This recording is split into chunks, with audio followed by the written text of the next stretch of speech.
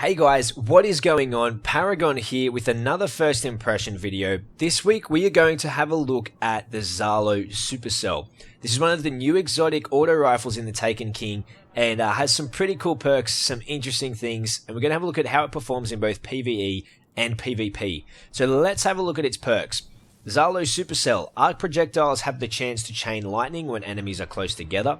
Our barrel options are CQB ballistics, smart drift control, and aggressive ballistics.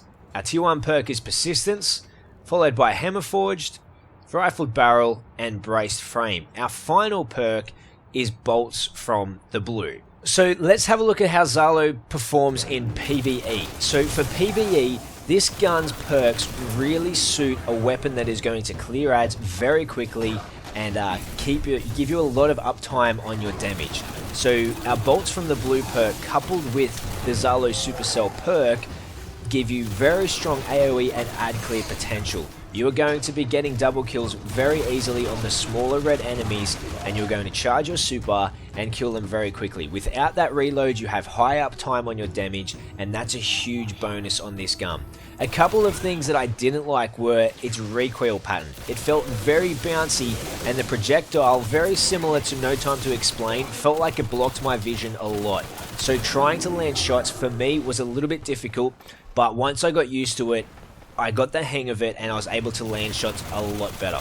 So being able to get the super and being able to get those double kills is very important. So when it comes to larger ads, your yellow mobs, even bosses and raid bosses in the King's Fall, you're going to have a very hard time using this gun to its full potential. Clearing ads, absolute monster. Sustained DPS against bosses, not a great choice. You have many other exotics that would be a better option for you. So another plus side is currently, this is the only primary weapon in the game that has a burn. It has arc burn damage. So that's great for whenever you're taking on any enemies that have an arc shield. This gun is really going to give you an upside there. So great ad clearing, great supercharge, and the arc burn. My only problems with this gun are that its recoil pattern is difficult to manage and it has very low visibility when firing. Besides that, great weapon. How does Xalo stack up in the Crucible? It's very similar to Monte Carlo in terms of its fire rate, impact, range, and stability. It's that high fire rate, low impact, and middle of the road range and stability to set you up for those close range and close mid encounters. So this gun is very, very complementary to maybe a shotgunner, or those of you that like to run and gun. This gun is going to be a great option for you to pick some damage off on your target before you close in to finish off with your shotgun or whatever other weapon setup you have. For me personally, I found this gun was very restrictive for your play. It doesn't have the best range, and as most auto rifles are and how they currently are in the Taken King, they're designed to have a massive range drop off. So as soon as you get out of effective range with this weapon, not only do you lose the ability to have that fast time to kill, you also lose its accuracy because this gun's recoil is nuts. It's very difficult to control and keep those headshots coming.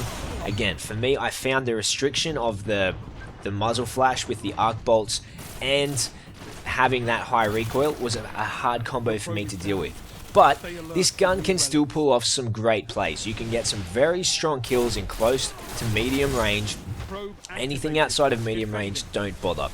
The bolts from the blue perk, as good as it sounds, you're not going to be chaining double kills all the time with this weapon. I feel to get the most out of this weapon, you need those double kills and that ability to chain them so you're getting the supercharge and you're also getting your ammo back. And in Crucible, this isn't going to happen as frequently as what it does in PvE. The Xalo Supercell perk as well, I notice it's very rare for enemies to bunch up and cluster up, and so you're not going to notice this perk making a huge difference for you. So in terms of auto rifles, I would prefer to pick something like Monte Carlo and use another auto rifle instead of Xalo's, just because of the fact that all of its perks seem very, very heavily geared towards PvE, not necessarily benefiting myself in PvP. So my final verdict for PvE, this gun is an 8 out of 10.